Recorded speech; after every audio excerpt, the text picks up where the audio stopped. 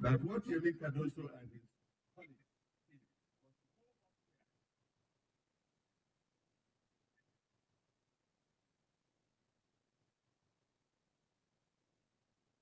you could see they really drive inflation to the ground floor.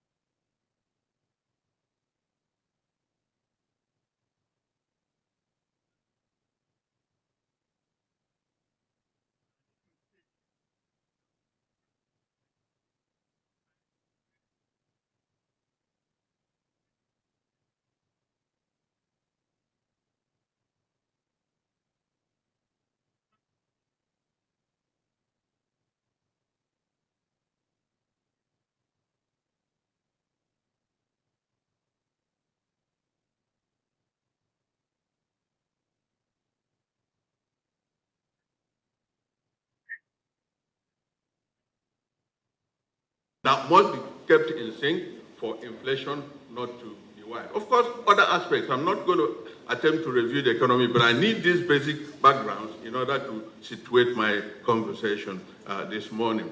Of course, diversification has been an important, requirement, an important ambition of Nigeria over the years. Even the time we were in the Ministry of Finance in the 90s, diversification of the Nigerian economy was a challenge, and I don't think we got to where we are right now. So from the things we have, at least oil has reduced its rank in the scheme of things. Although it will still bring much of the foreign currency we need, but in terms of the girth and size of the economy, it is playing around 3%. And that is showing also in the growth of non-oil exports, which you can see are much bigger than the 2023 figure, about 4 times more than that. Okay, and we also have this. Sorry, I'm learning to push this. All right. So, looking at the nature of the growth that we have, growth is widespread. I call it democratization of growth. An economy can grow, and it is probably industry, okay, or agriculture or manufacturing, but this is widespread, and it is important for job creation. And I'm going to tell you why that is so. At least about 30 subsectors in the economy represented growth of over 3%. And that is important to note that growth is being democratized, all right? And that has, fed into the strength of the economy. That's what we're talking about, resilience. We rise and fall, but we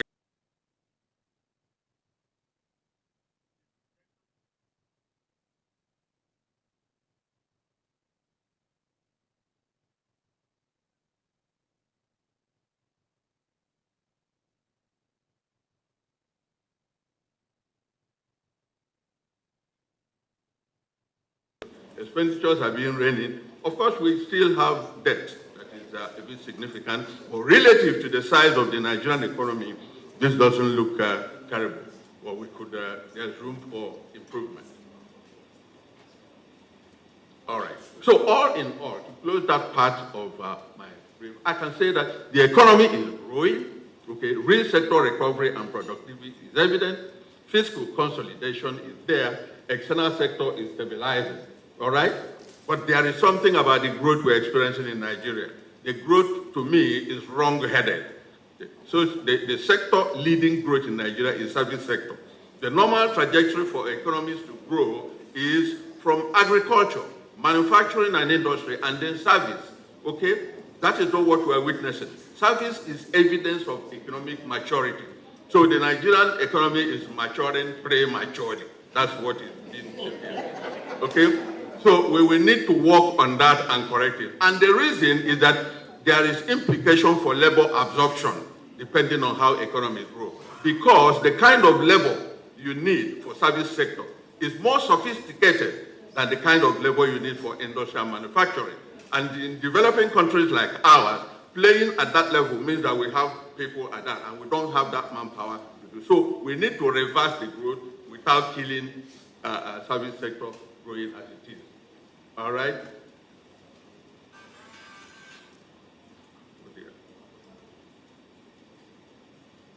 Okay.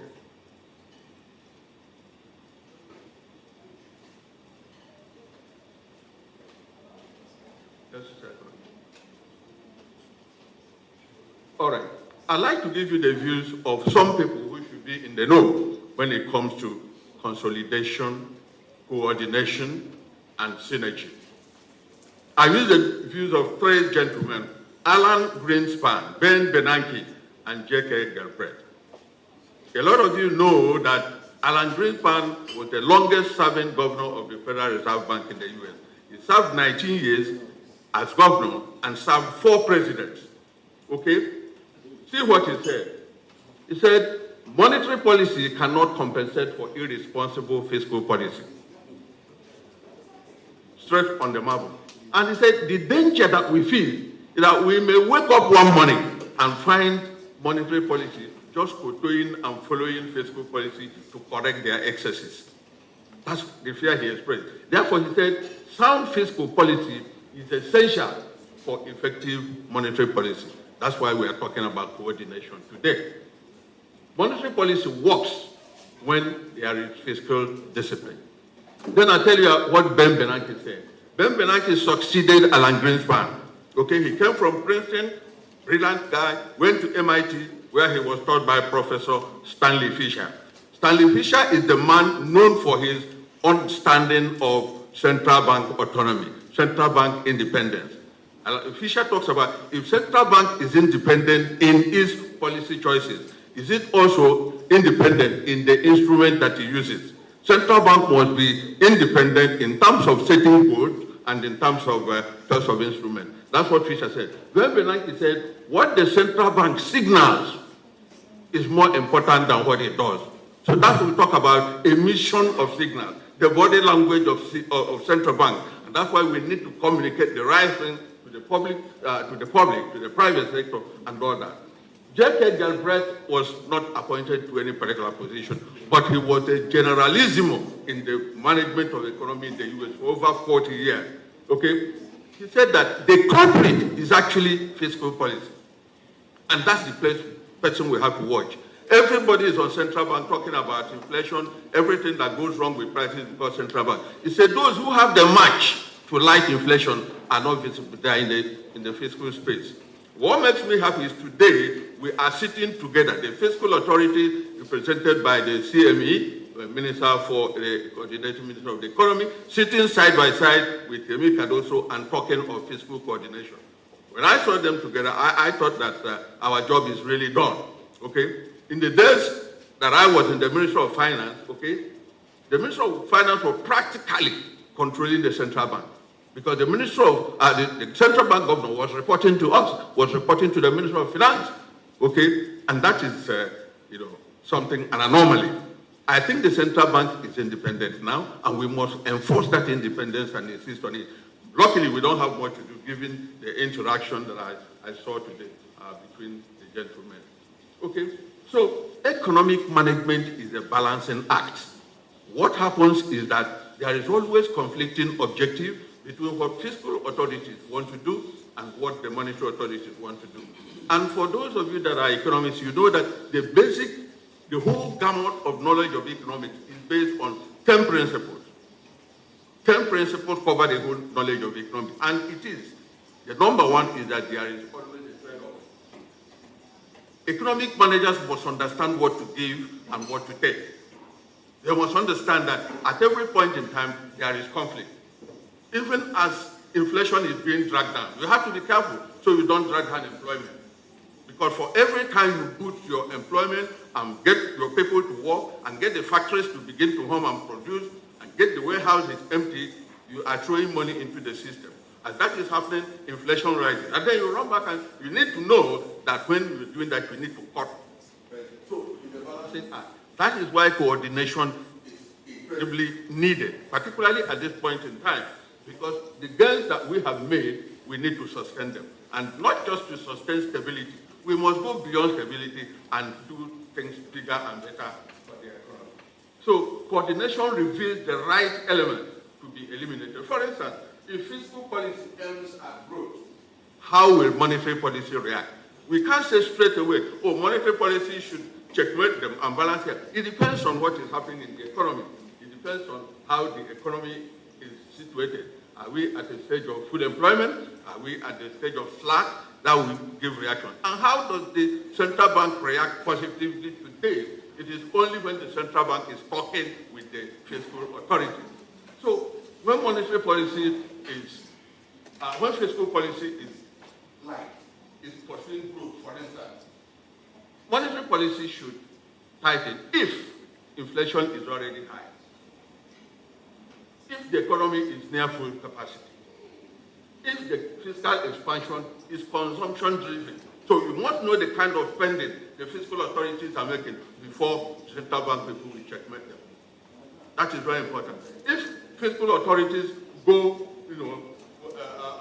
that way, how will monetary authorities react? If the inflation is low, if the economy is large, and if the fiscal authorities are spending on, supply side productivity promoting things like infrastructure, monetary policy should find support for that. So I need to say something critical about transmission and coordination. You see, the Nigerian economy is essentially informal. What I call it is the substructure of the Nigerian economy is informal. And the substructure is all the small people, the Kekemaruwa people, the private entrepreneurs, and others. The other aspect of the economy is the big companies, the big corporations, the Dangote, the government, they belong to the formal sector. All right? So the superstructure of the Nigerian economy, which is superimposed on a substructure of informality, creates a master-servant relationship between the formal sector and the informal sector. So when government people say they are talking to the private sector, we're talking to the big companies, the chambers of commerce. I love them, but I want them to know that they are not the Nigerian economy totally represented. In an economy where the informal sector is 60% or more of the economy, then the formal sector cannot, be fully representing them without their know-so. So what happens is that we make policies in the formal sector and then unleash it on the informal sector, and there is incongruence. That's what I call the incongruence of the Nigerian economy that must be understood in communication. So in trying to build synergy and coordination, we must include operators in the informal sector, largely because that is the substructure of the Nigerian economy on which a superstructure of formalities is imposed. So we shall look at framework, a weak institutional framework, central bank independence, as I mentioned, those are all important. So strengthening synergy, okay, we must improve dialogues. Dialogues like this. I know Nigeria already has institutions that are meant for this, okay? We should de-emphasize empire building, what I call empire building, between the monetary and fiscal authority, okay? The central bank cannot say, we are generals of finance, so we don't care what the Minister of Finance and the public authority, the legislators are doing. No, they must cooperate. Empire building will destroy coordination. What they should be looking at is what we used to call in banking industry, co-opetition, okay? When corporate finance division goes to market for a business and there is an IPO somebody wants to do, they can show it to those that are in charge of that in investment banking. You are competing, but you are cooperating, all right? So empire building is important. There's finance people will not say, well, we have the knife and the yam. We decide what Nigeria spends. So central bank cannot tell us how to spend the money. That will not augur well. And as I said, for the first time, maybe not first time, I'm seeing close coordination by the sitting arrangement between Yemi Cardoso and the Minister of the Economy today is an indication that we are going to succeed in this move for consolidation. Okay? So we must maintain the independence of central bank, maintain the autonomy of the fiscal authorities, but there must be coordination. They must be talking to each other. We must promote fiscal transparency, something like budget. In an economy like ours, where the government is the largest spender, okay, the private sector normally sits and waits for government to say where they are going. I was in the Ministry of Budget and Planning and the Ministry of Finance. I know what was there. In those days, the budget used to come out sometime in June or probably later. And while that is happening, everybody is waiting for us. Because the business people, what they do is to set their traps on the road that your money will travel. That's what they do in business. If we know that government is going to do infrastructure today, some of us will go into equipment leasing and stuff. That's what I mean, setting trap for the money that will come. If you do not tell them, signal to them where you are going, they will send their own traps. And when they set their own traps, they will suffer and everybody will suffer.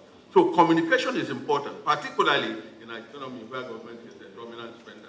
Okay? We must place and observe limits on deficit monetization. Somebody talked about it, securitization and stuff like that. We must place and observe. I say place and observe, not that we don't have limits, but we need to observe our limits. We must place and observe limits on rules such as the proportion of debt that should be in GDP. How much of our debt, how much of our GDP should be debt.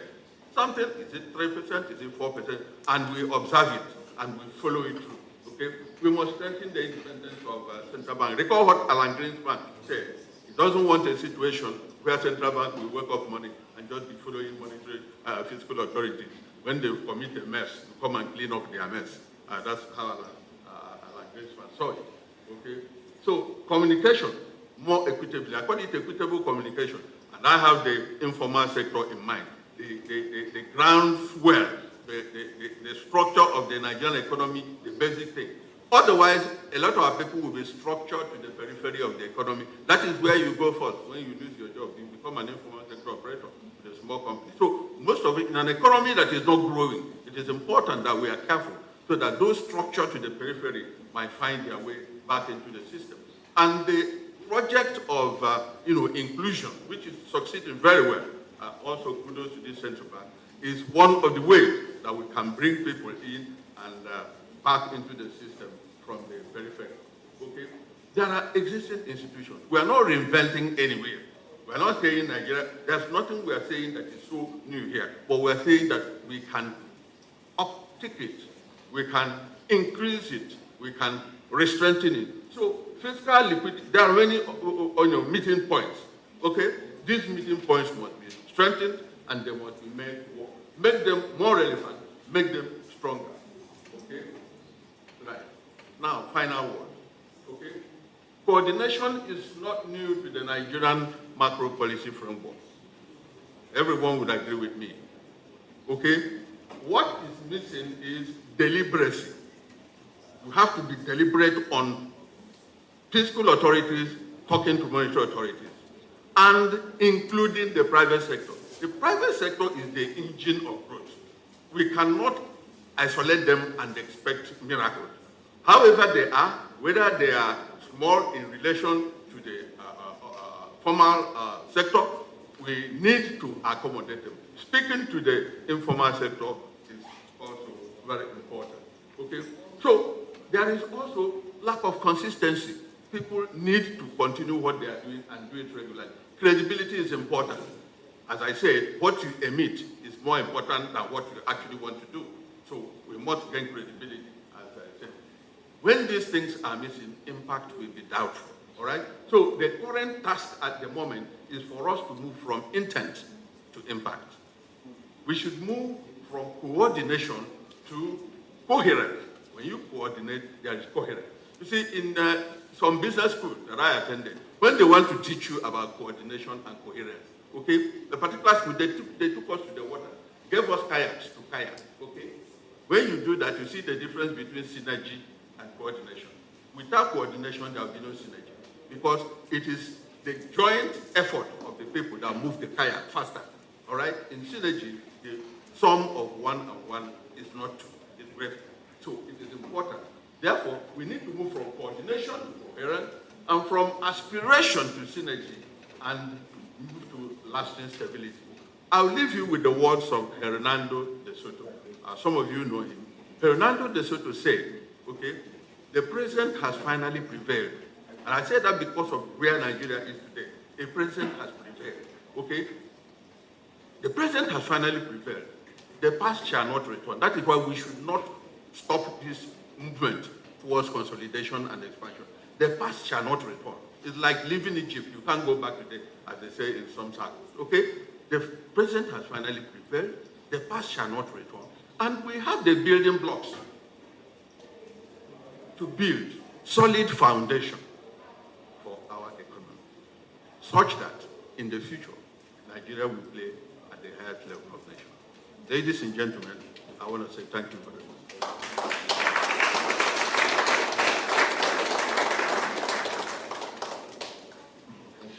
I think Professor Osuji deserves a more resounding round of applause.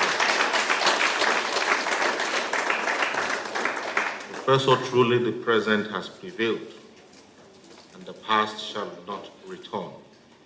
Distinguished participants, once again, let me remind us that this is the business session, and what has just happened is that Professor Emeka Osuji, Vice President, Nigeria Economic Society, presented the paper. He is the lead speaker. The session chair earlier announced by my colleague, it's Deputy Governor Economic Policy. I'm now going to introduce the members of the panel that should attend this presentation. Now, the panel conversation, if you look at the programs perhaps you will be seeing Mr. Philip, Deputy Governor Economic Policy, the Central Bank of Nigeria. I'm now going to introduce the members as the anchor of the discussion. Panel is here that should represent this ably and captively by the panel. If you look at the programs perhaps you will be seeing Mr. Philip, Deputy Governor, Dr. National will be anchoring the panel conversations. The members, the panelists of the panel is Senator here that should represent this ably and captively.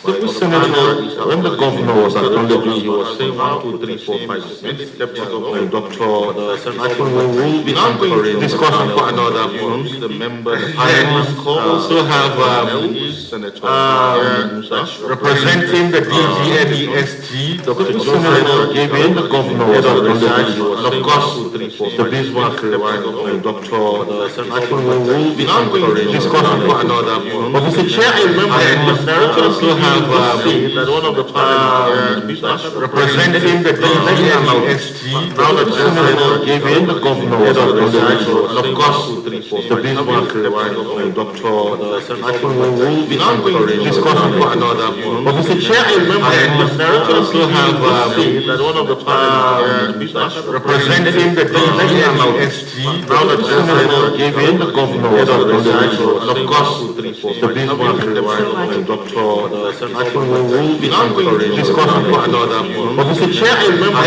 the narrator also have that one of the panelists representing the DGNEST, now that Senator Gavin, the governor was acknowledging, and of course, the Bismarck, Dr. National will be anchoring discussion for another month. But Mr. Chair, I remember the narrator also have that one of the panelists representing the DGNEST, now that Senator Gavin, the governor was acknowledging, and of course, the Bismarck, Dr.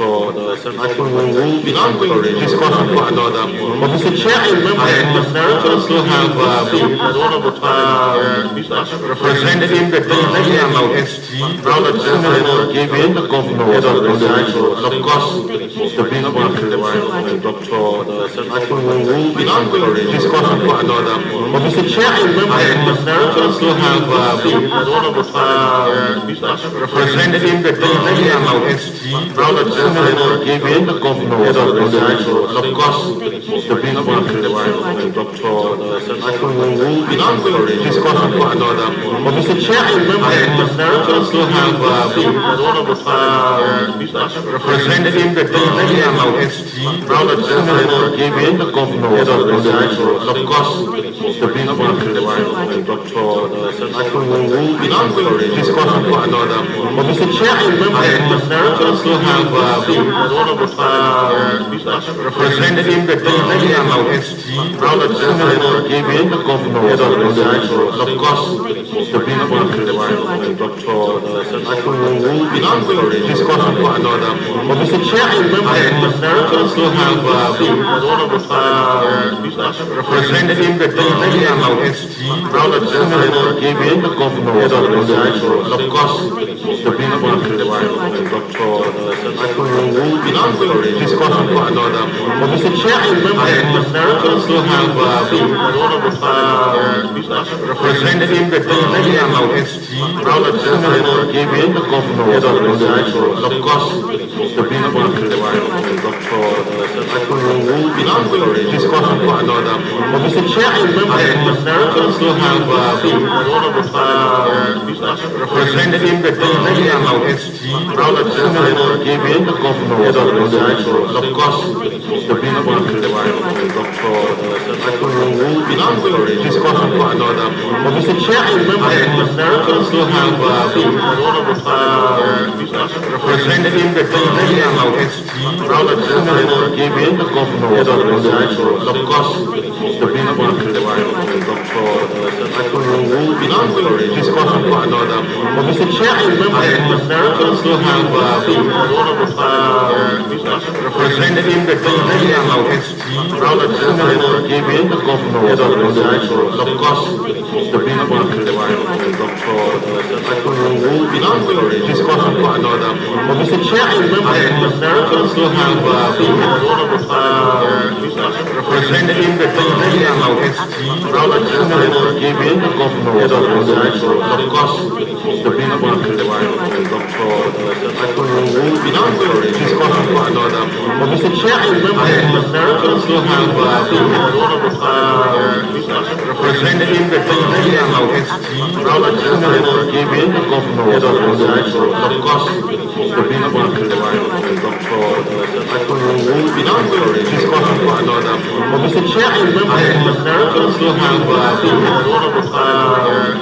representing the DG and SG, now that Senator gave in the governor was on the actual. And of course, the big one to the right of the doctor. I think we will be discussing for another. But Mr. Chair, I remember that America still have representing the DG and SG, now that Senator gave in the governor was on the actual. And of course, the big one to the right of the doctor. I think we will be discussing for another. But Mr. Chair, I remember that America still have representing the DG and SG, now that Senator gave in the governor was on the actual. And of course, the big one to the right of the doctor. I think we will be discussing for another. But Mr. Chair, I remember that America still have representing the DG and SG, now that Senator gave in the governor was on the actual. And of course, the big one to the right of the doctor. I think we will be discussing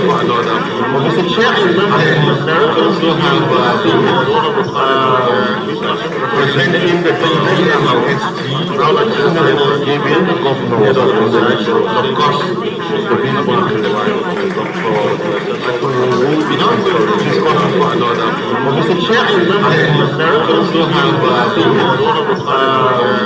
representing the DG and SG, now that Senator gave in the governor was on the actual. And of course, the big one to the right of the doctor. I think we will be discussing for another. But Mr. Chair, I remember that America still have representing the DG and SG, now that Senator gave in the governor was on the actual. And of course, the big one to the right of the doctor. I think we will be discussing for another. But Mr. Chair, I remember that America still have representing the DG and SG, now that Senator gave in the governor was on the actual. And of course, the big one to the right of the doctor. I think we will be discussing for another. But Mr. Chair, I remember that America still have representing the DG and SG, now that Senator gave in the governor governor was organized, of course, the people in the lives of the doctor,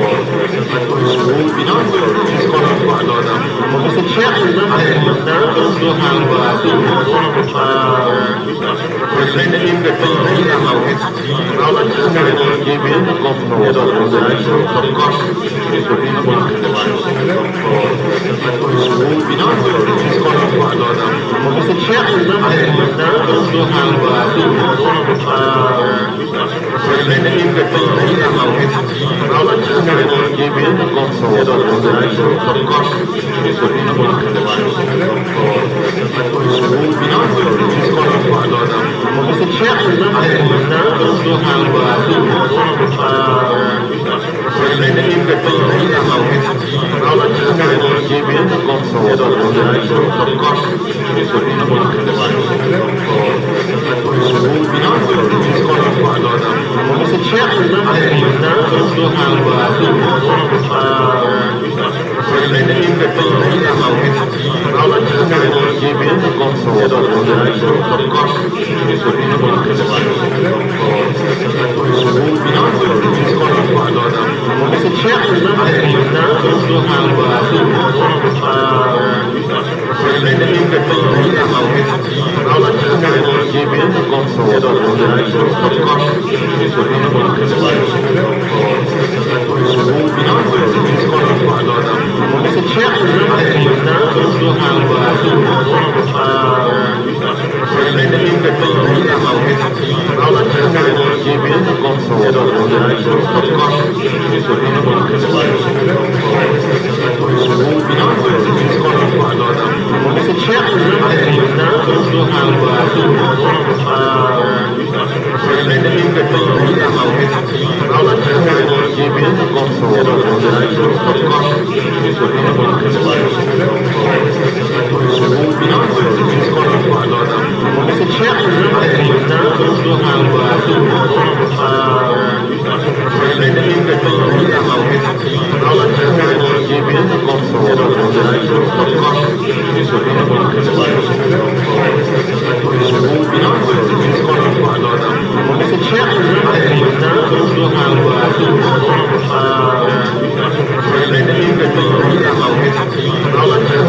given the governor was organized, of course, the people in the lives of the doctor,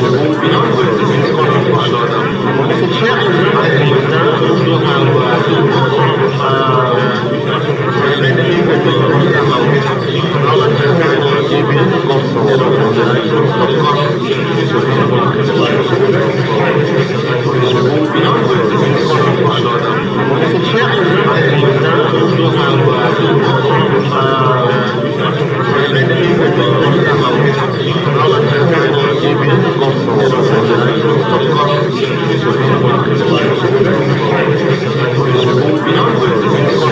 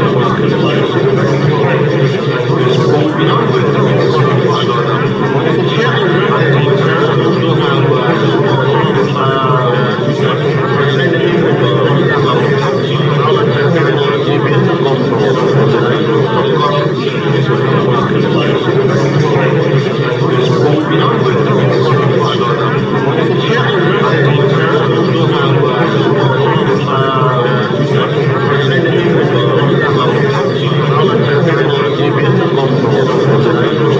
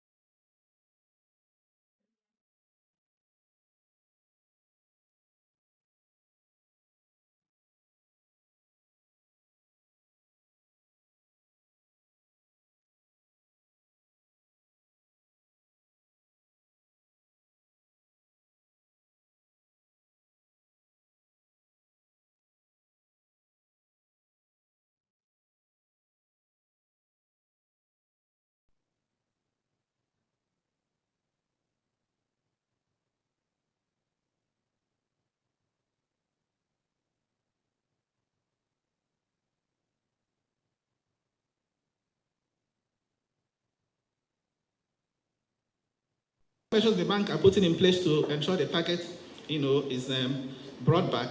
And then number three, how long it will take to make sure that happens. So we should also be thinking along that line.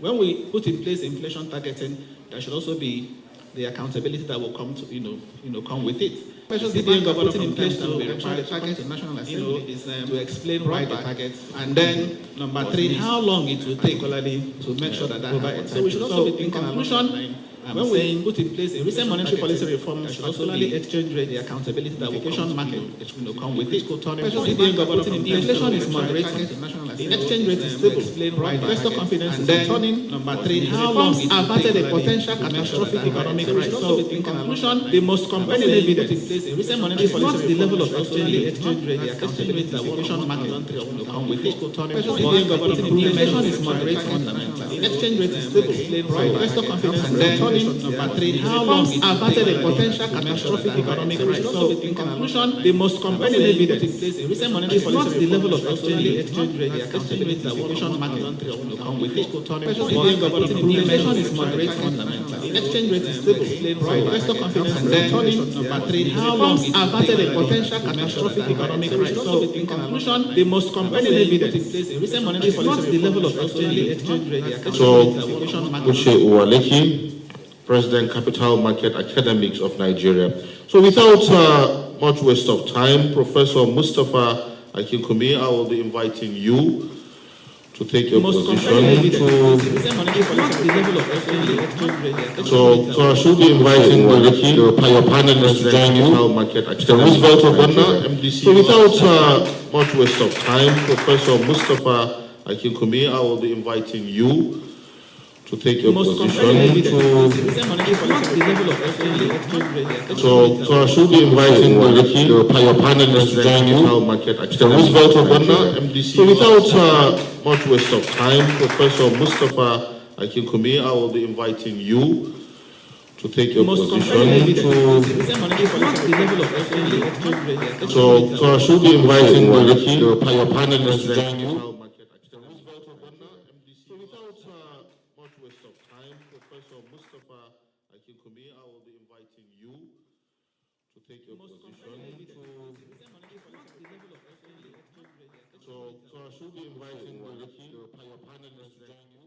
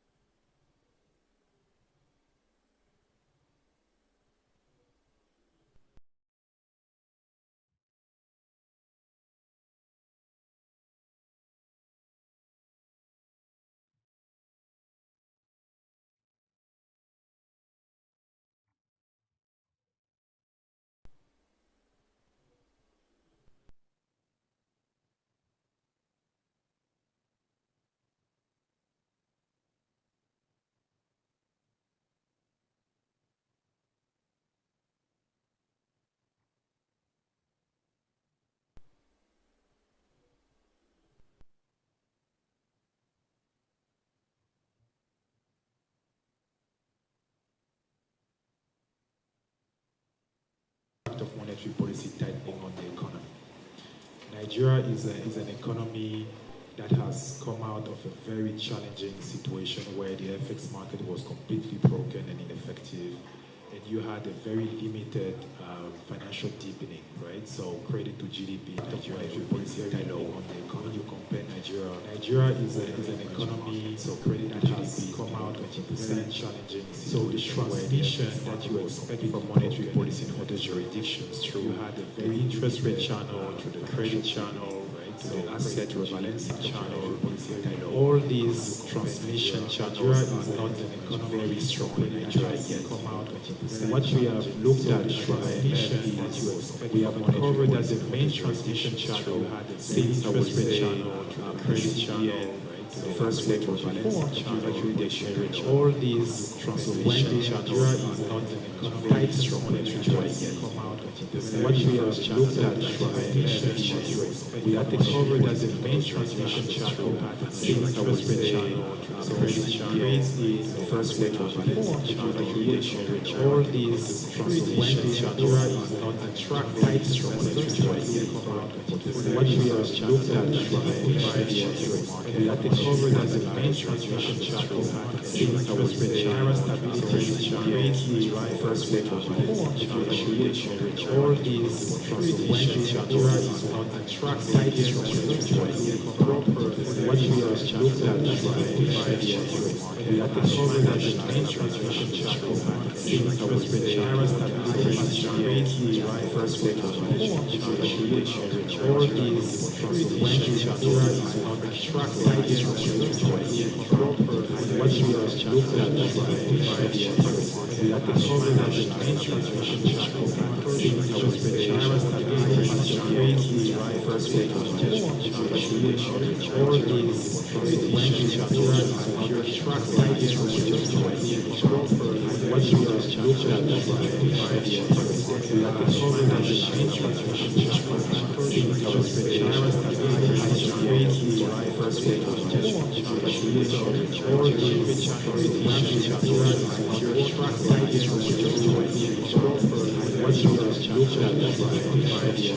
looked at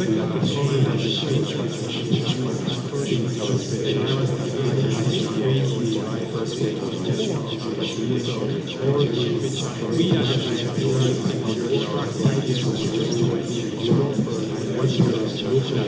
transmission channel had the same interest rate channel, stability channel, first rate rebalancing channel, the exchange rate. All these we are the channels are not attractive proper. What we have looked at we have discovered that the main transmission channel had the same interest rate channel, stability channel, first rate rebalancing channel, the exchange rate. Reduction in the level few months ago, and I think this is the direction of travel. We also at the fund, we recommend that as macroeconomic stability strengthens, there will be more scope for the CBN to normalize some of the measures that are still very high. So we see liquidity being better controlled.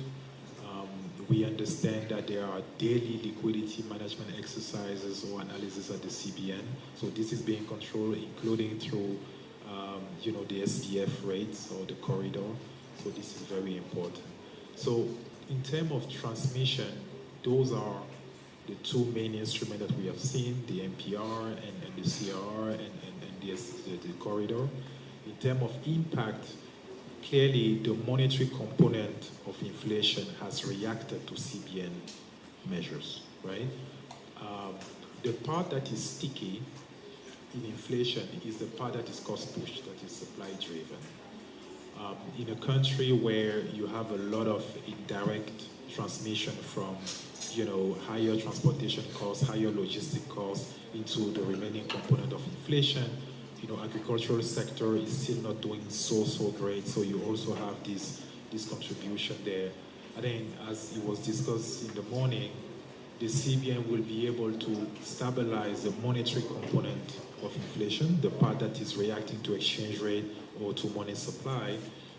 But for the other portion of inflation, which are mostly cost push, you will need, a supply-driven response there in order to bring the overall inflation down.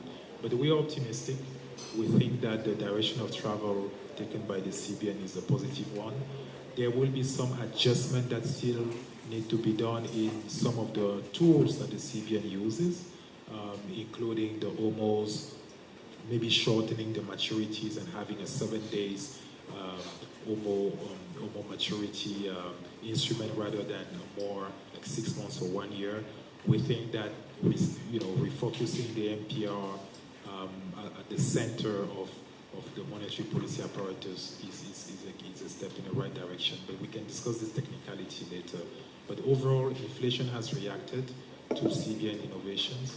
More will need to be done from other parts of the government, including fiscal policy, to address the cost push part that is sticky and that will be much harder actually to bring down. Thank you. Great. Thank you so much. So my takeaway is the transmission, it's working. We have some sticky on the cost push side, and there's some adjustments that you're recommending on the OMO side. Thank you very much. MD Access Bank, it gladdens me you're on this panel. And my question for you, why is it that the moment the MPR goes up, Nigerian bank lending rates react like they have had 3 shots of espresso, instant jump.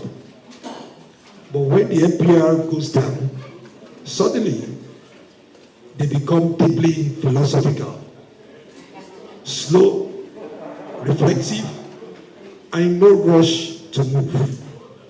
Please. Well, thank you very much. I'm very pleased to be on the panel. I think that's an old narrative that needs to be corrected in today's reality. I think a good way to situate that conversation is to separate large corporates and large institutional borrowers, and of course smaller borrowers. Many of the large significant loans that you see, or either syndications, are anchored on benchmarks. So whether you like it or not, when the benchmarks move, those rates move up or down. It's irrelevant as to which direction it is. The reason why banks are more comfortable to get into benchmark pricing today of loans is the transparency of the price mechanism. So in the past, where there's really no transparent benchmark, having to tie loans to MPR and put a plus or minus against the MPR was not practical, because it wasn't reflective of market reality and the cost of money. Today, that's that reality. So you're beginning to see a lot of that happen. The way I say to my colleagues, as in within the banking industry, is that you don't go to the high street in the UK and you ask 5 different banks to quote for a mortgage, and you're going to find 500 or 600 basis point difference. You don't see that happening. You're talking 10, 20 basis points, because different banks have different cost structure, cost of funds, cost of operation, their cost of risk, and that's embedded in the margin that you see. But benchmark pricing is what you will see in mature markets, driven by a structure that is more transparent, from an inflation targeting, from cost of money, and all of that is what then guides. Now, I'll agree with you that in a more retail type lending, you don't find a lot of those loans anchored to any particular benchmark, but that will come. And remember that as long as there's competition, it will always drive the price down. So if the commercial banks, for any reason, they are not thinking in that light, the fact that you have fintechs today who are willing to come in there and are keen to do anything to move market share from the commercial banks, we force banks to have to think differently in terms of how they engage the lower end of the market and do it in a price transparent way to provide real value to the segment. So I think it's an old narrative that has truly changed. I know growing up in banking, we say prices are always sticky downwards, right? But I think that is tired at this point. People are a bit more informed than what bankers in Mr. Siji's time and when Bismarck was still in banking, what they got away with. We can't get away with it anymore. And of course, CBN Consumer Protection is extremely active, looking for banks who are acting irresponsibly to ensure they don't price gouge. So price gouging used to exist, but I don't think it's a thing anymore, to be honest. Well, thank you. Thank you. My takeaway, and I'm glad that you mentioned the retail because I was one of those retail customers, and hence my question. Thank you so much. On exchange rates, reform assessment, IMF, external shocks transmission remains very strong. What, in your opinion, should Nigeria do to moderate the strong effects towards achieving and maintaining macroeconomic stability? This is it's a loaded question, right? Because macroeconomic stability is a mix of, growth that is resilient, inflation that is stable at a level that is consistent with full employment. The external sector is also strong and you have adequate reserve coverage. And you have fiscal accounts that are, in a position that does not undermine their sustainability in the medium term. So it's, I would say, the perfect alignment of stars, right? That's macro stability when you have achieved it. And Nigeria was achieving that macro stability. It was actually maturing the macro stability prior to the conflict in the Middle East. So what Nigeria was doing was actually going into the right direction. There is a mistake that many emerging market countries have made in the past, which is as soon as they see some green shoots, quickly there is a demand to heavily intervene in the FX market, right? So the reaction function of the central banks in the past in many emerging market countries was in good times, they start spending heavily the buffers that they have accumulated so hardly on defending the currency at all costs. So macro stability should not be thought as, pegging the exchange rate. There is a portion of exchange rate flexibility that is a shock absorber. It's normal for the Naira to move up and down when macroeconomic fundamentals dictate so. It's normal for the Naira to depreciate when the world economy is not doing well and everybody is running into the dollar cash. It's normal for the Naira to move accordingly. That provides the Nigerian economy with a buffer to actually absorb part of the shock. Yet, having said that, you want the exchange rate to be a shock absorber in an orderly market.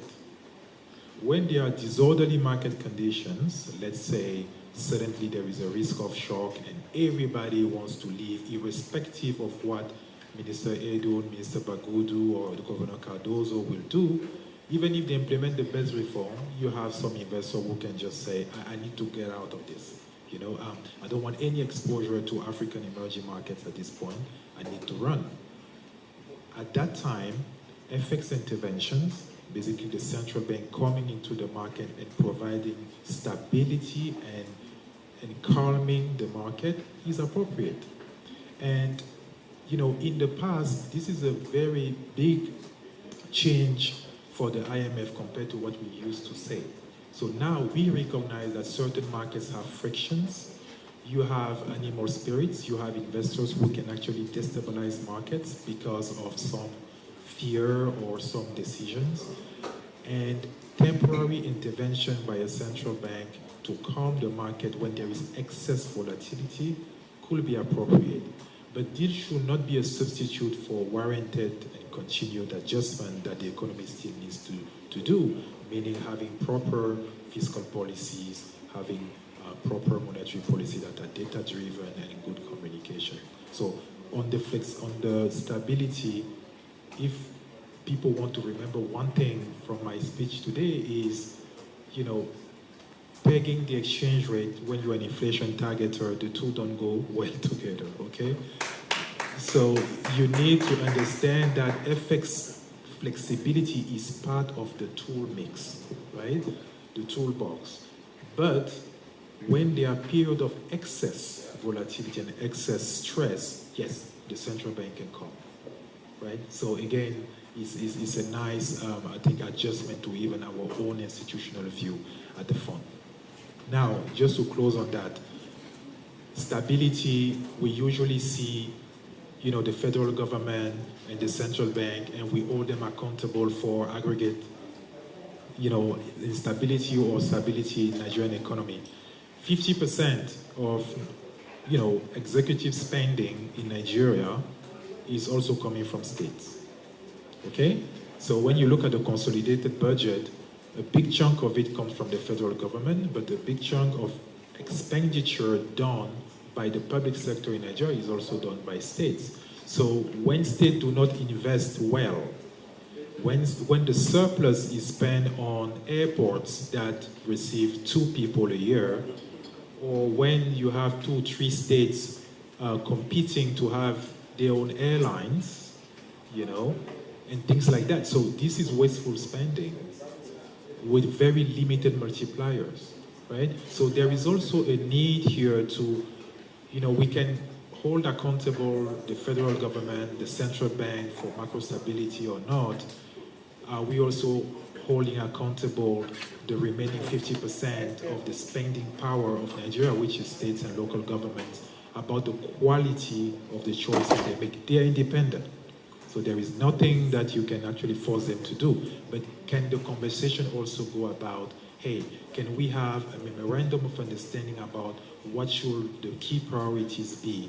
Is it human capital accumulation? Is it, infrastructure and so on and so forth?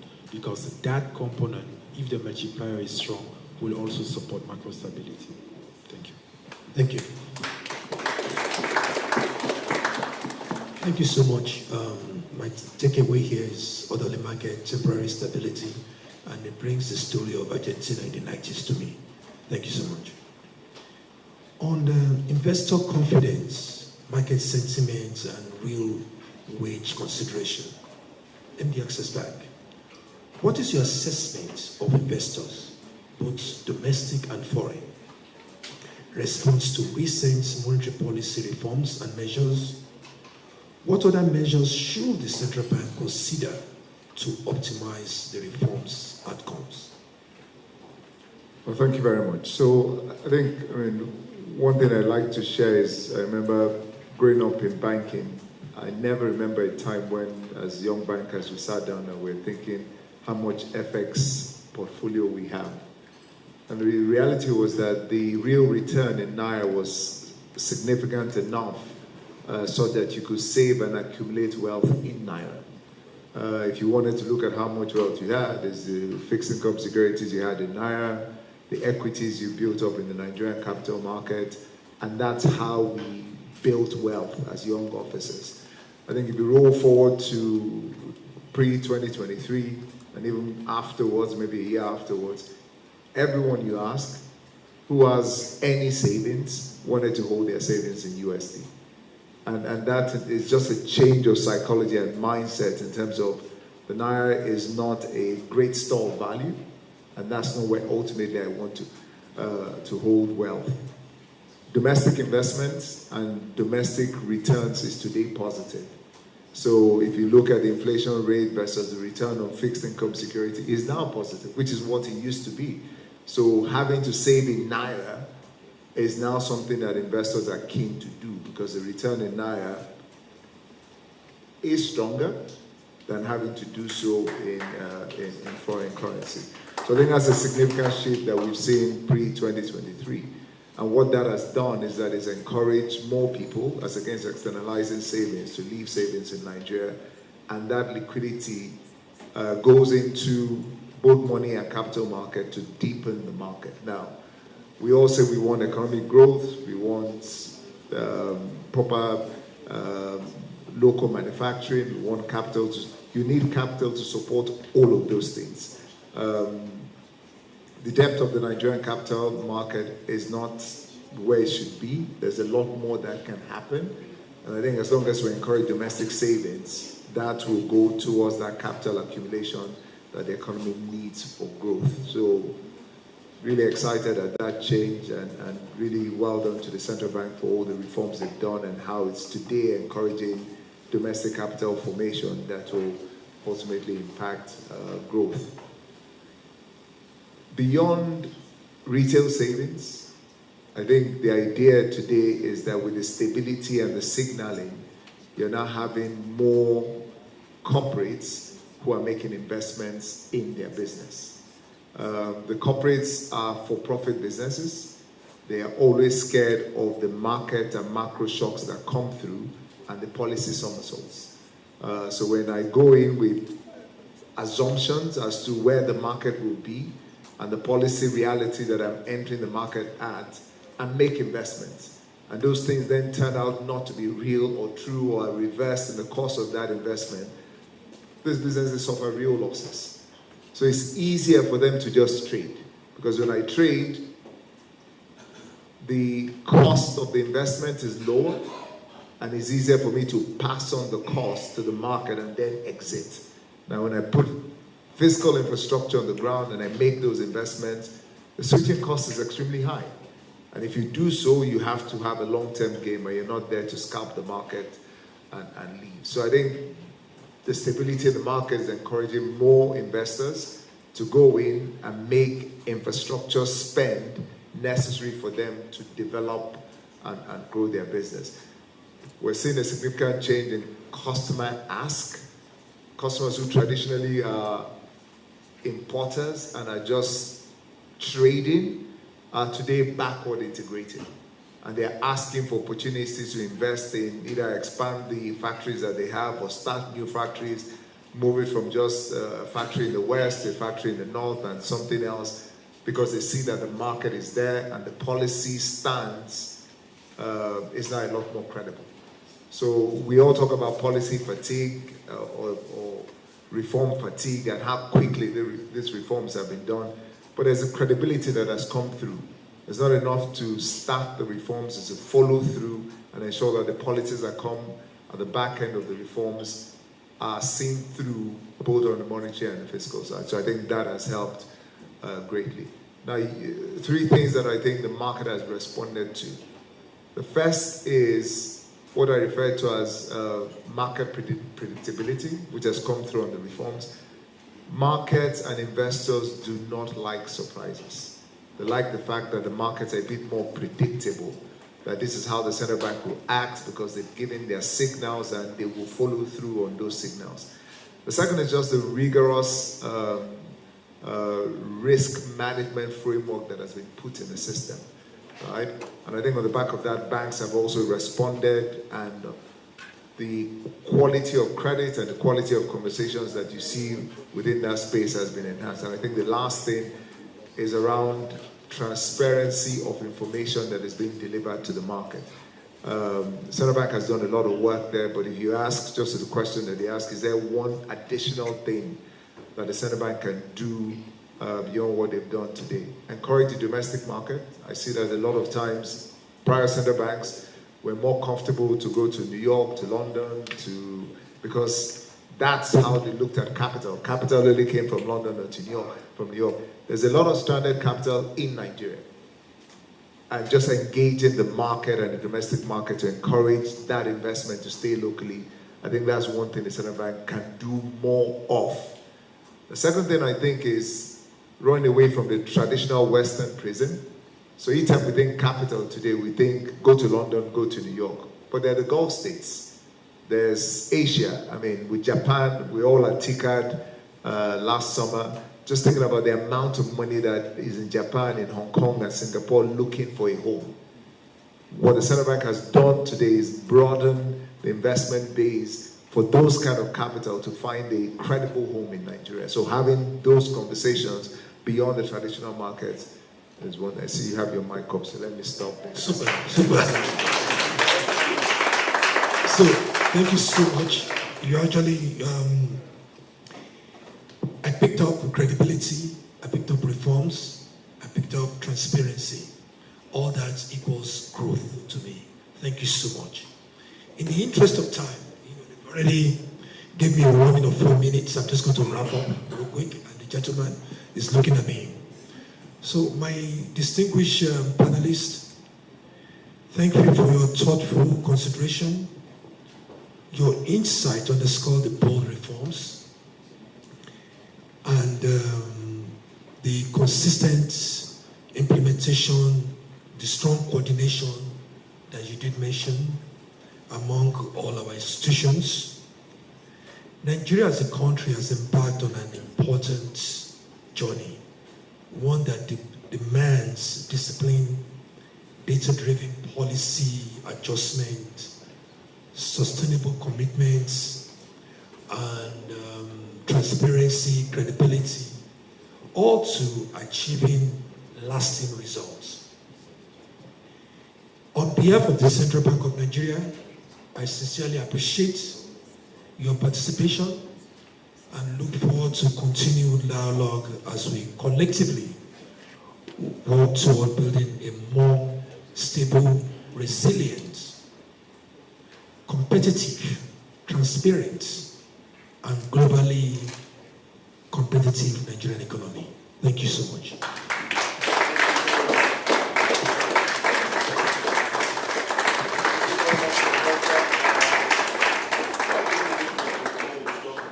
Your moment, deserved one. Please let me invite the DG. And I see that, please do come. I'm going to be asking DPMD. Yeah, you did. No, Professor Aleke. No, I was actually wondering whether you wanted to do another one. Yes, you did. Okay, so please let's have the photographers. They should take the center. Yeah. Yes, DMPD. You are a part of it. Let's have that. But once that is done, I'm still going to expand this one bit because I'll be asking. Let's have this. So please quickly, let's bring those back. MPD, quickly bring those bags. Thank you very much. So let the team remain there quickly. In addition to the photo of, let's have the bag quickly, a souvenir to the member. And people are trying to put me in trouble. The panel of Bismarck and others, you did not bring them, but Bismarck is here. It will be brought. They also, I know now, but you didn't bring. So Bismarck is. I'm also going to call the remaining members of that panel, Professor and erudite Bismarck. I will study more about the Greek economics. Bismarck tonight. There's a lot. Please, you do step forward, sir, to receive it. Let's put our hands together. They've all contributed immensely toward enriching our understanding today. Yes, DG, also is okay.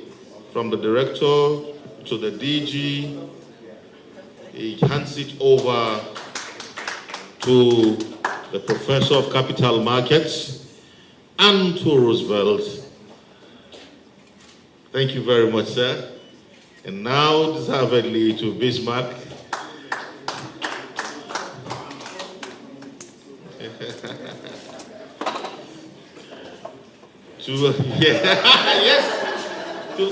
to Professor Tuyes as anchor.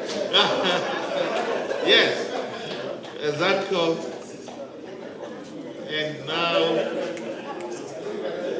And now to Christian.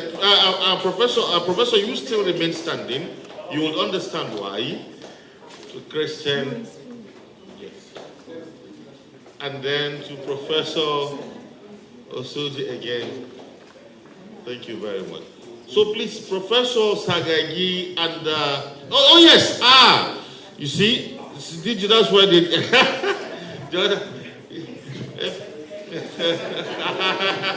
please slap on camera. Yes, thank you very much.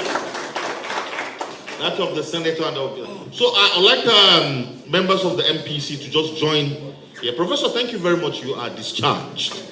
Yes, so let's have that.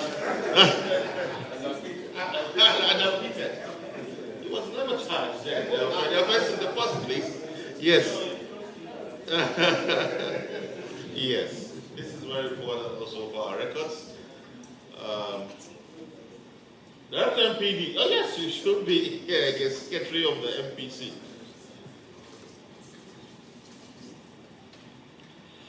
Distinguished invited guests, our deliberations here today have been bold, our insights have been clear.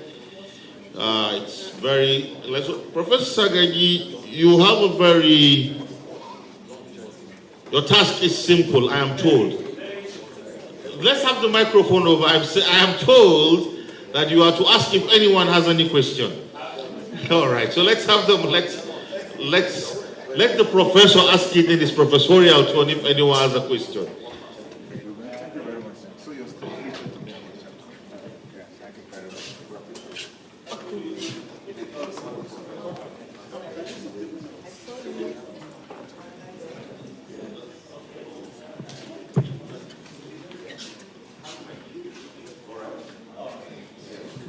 Thank you very much. I think my work has been simplified. So, ladies and gentlemen, we had fantastic conversation today, but is there anything we're missing? Is there any issue that anybody think has not been raised or has not been adequately covered? Is there any point of disagreement? Are there other things we have said that we have so much overestimated that we need to correct? I think anything that comes to your mind, we're very happy. Yes, sir. You raise up your hand first. Yeah. So can you give me the mic?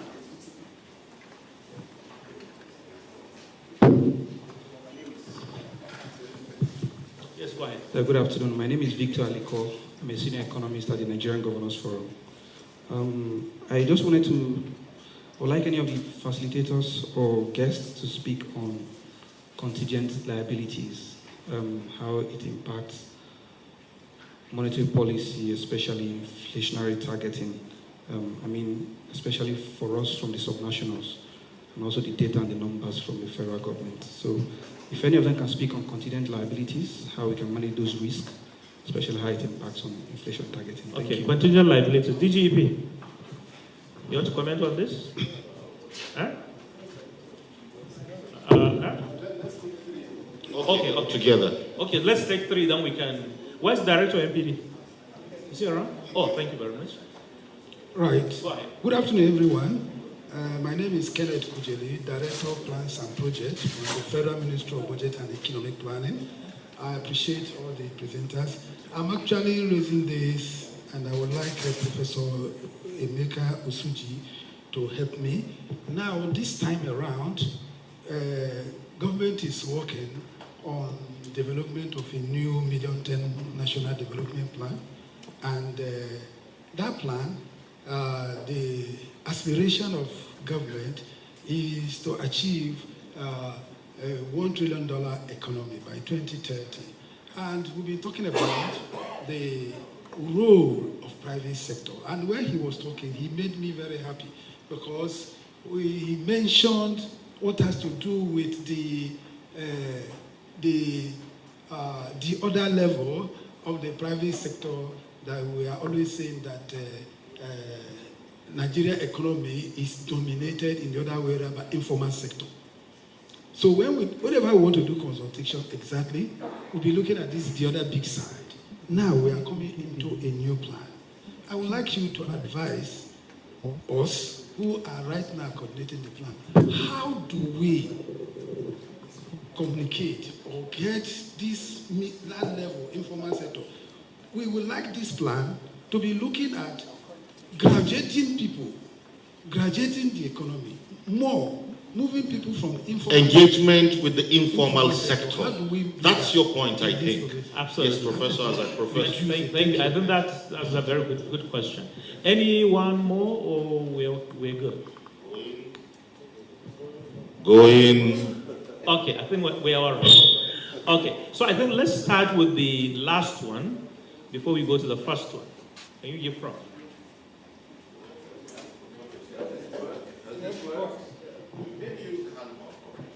Okay.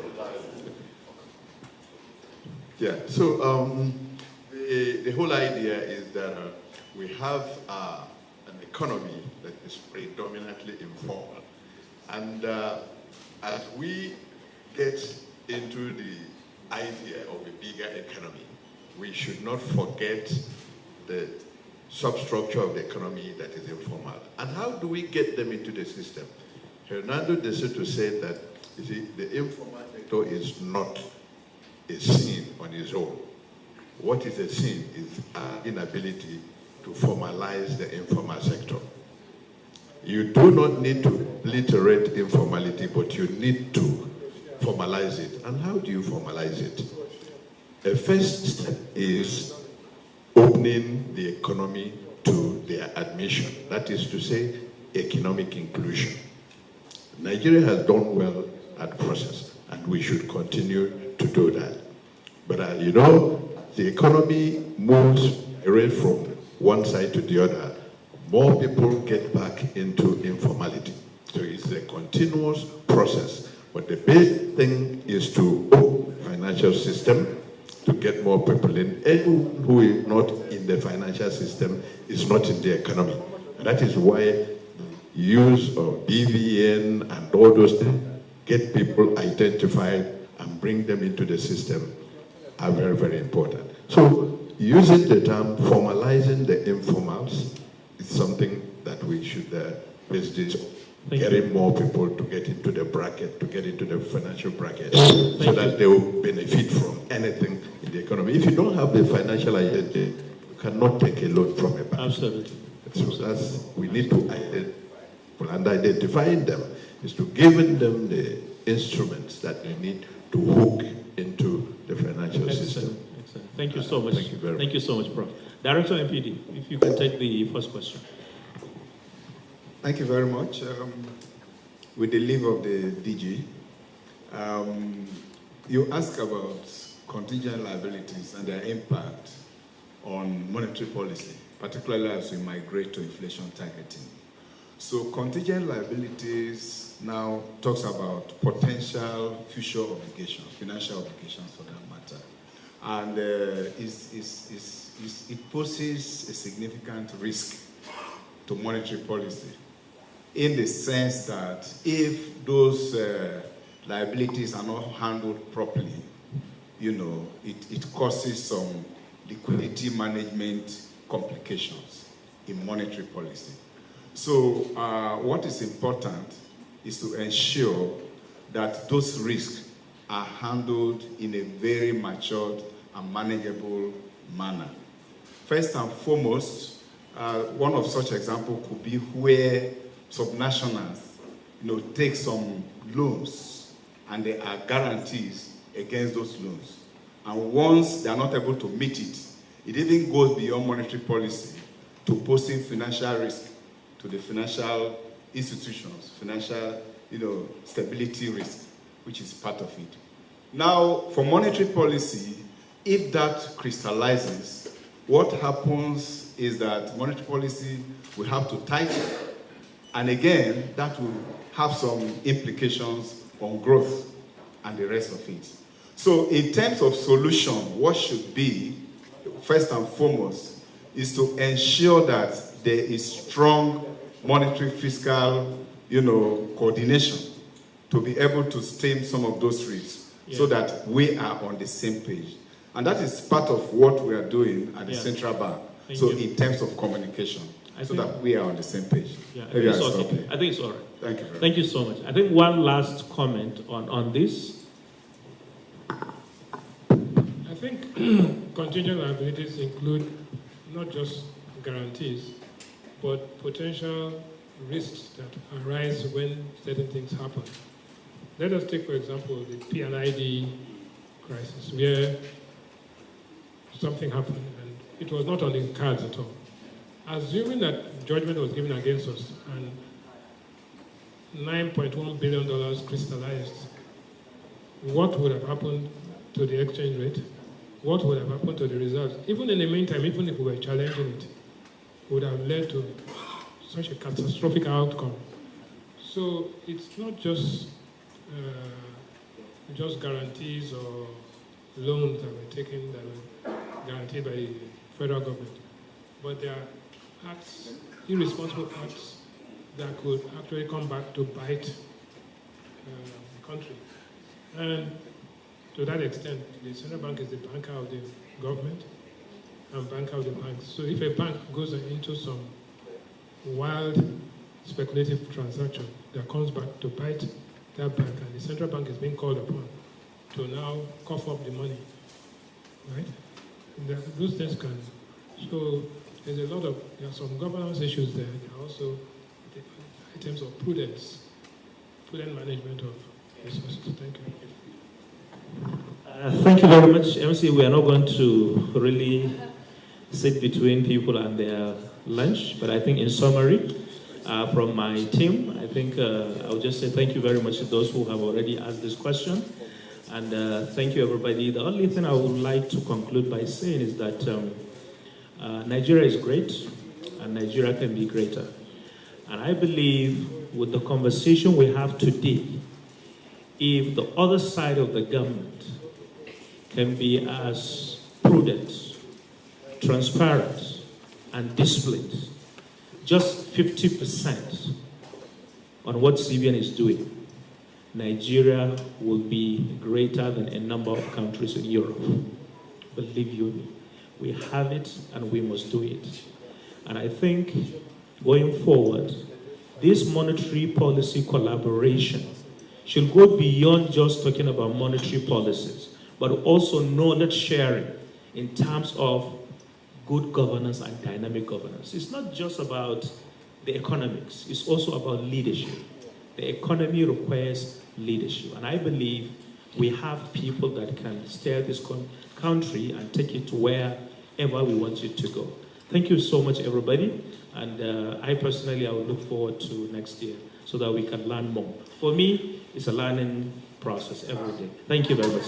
Thank you very much. When the professor says it's a learning process, you know there is a lot ahead. Professor Gagi, thank you very much for your concluding thoughts. I would have asked you for a minute of what you thought about it, but your conclusion totally obliterated the need for that question.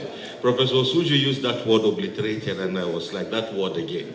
At this point, let me invite the Director, Monetary Policy Department, Dr. Hugo, those ceremonies. It's been a great day.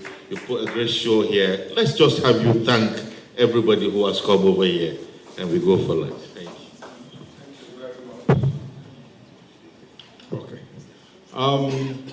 My job is very simple, and I can't be the devil that stands between you and lunch.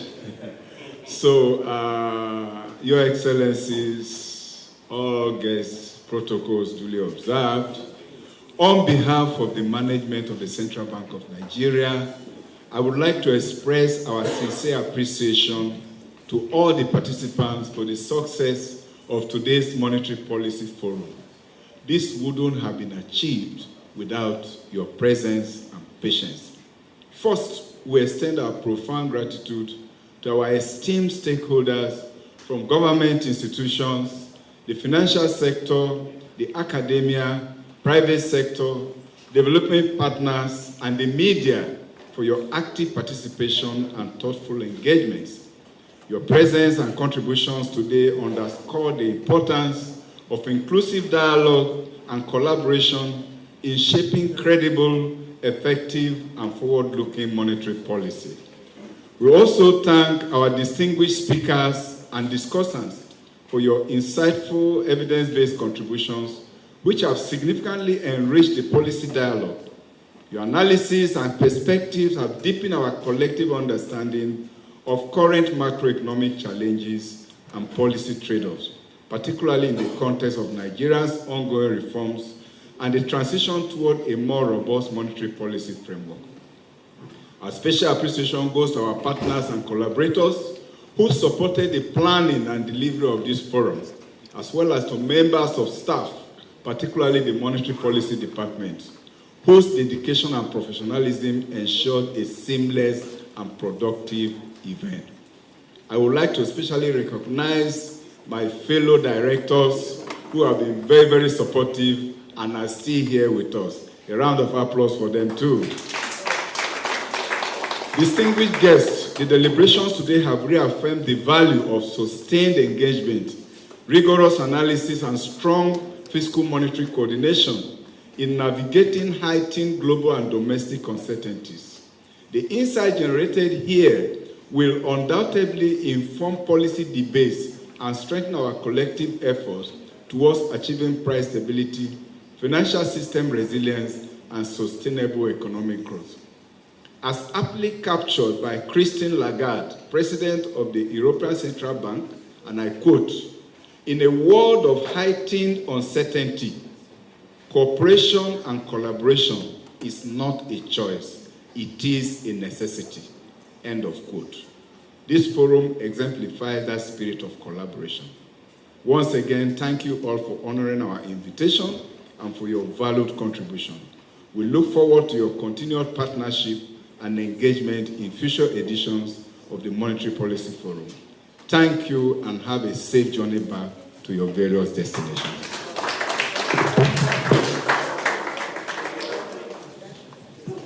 Thank you, Director, Monetary Policy Department. That's the size of our package for today. Thank you for coming. We can't wait to see you next year.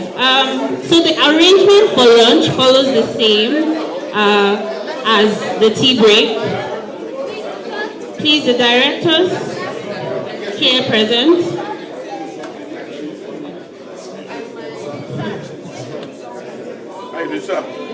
Members of the high table, please proceed for lunch at the venue for the tea break. Director General, CBN directors, please join them. Thank you very much.